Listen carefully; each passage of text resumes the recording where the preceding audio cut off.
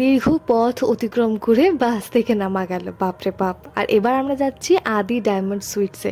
প্রত্যেকবারের মতন বাড়ি যাওয়ার পথে যখন ব্রেকফাস্ট করি আমরা এই দোকানটিতেই ব্রেকফাস্ট করি। বেশ ভালো লেগেছিল আমাদের এই দোকানের পরোটা আর তরকারি। যদিও বা এখানে কিন্তু আমাদের ওখানের মতন পরোটা আমরা দেখি না, যে কোনো দোকানে পরোটা খেতে যাবো এরকম ছেঁড়া পরোটাই দেয়। খাওয়া শেষ করে এবার আমরা যাচ্ছি স্টেশনের উদ্দেশ্যে। ট্রেন যথারীতি দাঁড়িয়েছিল এবং কিছুক্ষণের মধ্যেই ছাড়বে। তো এবারে আপনাদেরকে কিছু বিশেষ জিনিস আমি দেখাতে চলেছি, যে জিনিসটার প্রতি আমি প্রথম ভালোবাসায় পড়েছিলাম। হ্যাঁ, এখন তো এই জায়গাটার ছবিটা ঠিক এইরকম, মানে সবুজে সবুজে ধান খেতে ভরা। শীতকালে এর রূপটা একেবারে ডিফারেন্ট হয়।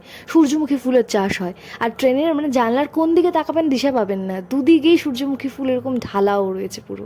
আমরা নেমে গেছি শিয়ালদায় কৃষ্ণনগর লোকালে করে চেপে বাড়ি যাওয়ার পথে। বেলঘরিয়া চলে এসছে। বহু দিন পর, প্রায় 20 দিন পর বাড়ি যাচ্ছি। অনেকটা দিন মনে হচ্ছে এবারে। আর একটা জিনিস জানেন, এই যে আমার বরের পিঠে যে ব্যাগটা দেখছেন ওই ব্যাগটা আমার। আর এই ব্যাগটাকে আমার কাছে যখন ও প্রথমবার দেখেছিল বলেছিল নাকি জায়েন্ট ব্যাগ। আমার আকারের তুলনায় ব্যাগের আকার অনেক বড়।